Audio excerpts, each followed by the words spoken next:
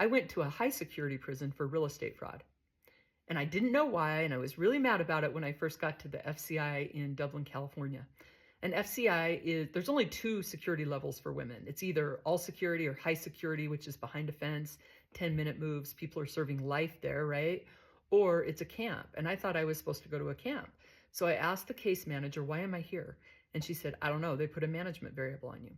And I came to the conclusion that it was either because I was blogging and they knew about that as I came in and they wanted to keep an eye on me, or because they added some extra charges at the end of my indictment and it just allowed them to flag me high security. I don't know.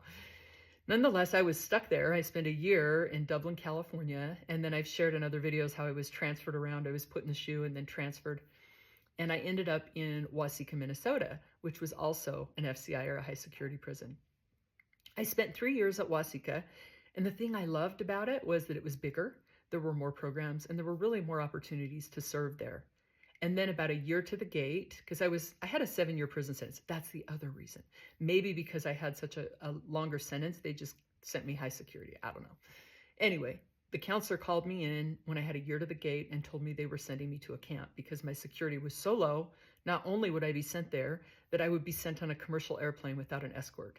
So literally a camp driver, which is an inmate that drives, has low security and drives for the camp, picked me up, drove me to the commercial airport in Minnesota. And I walked in totally terrified and nervous and handed an employee there, I was like, help, my prison ID, and said, I need to get on the plane and I'm scared. And so she walked me to the plane, was very sweet. And then when I got on the plane, I was so scared. I didn't dare ask for water or even go to the bathroom. And when I landed in California, the prison had given me enough money to pay a taxi driver to drive me out to the Victorville prison camp. And so I asked the taxi driver to take me to the prison, and he said, why are you going to the prison? And I said, because I'm going to be living there. And he goes, but you seem like a nice person. And I said, there's a lot of nice people in prison.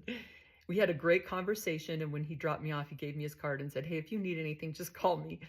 And then when I walked into the camp in Victorville, I had to go find an inmate to find an officer to check me in. It was so laid back, and it was warm, which made me so happy. I love the sun.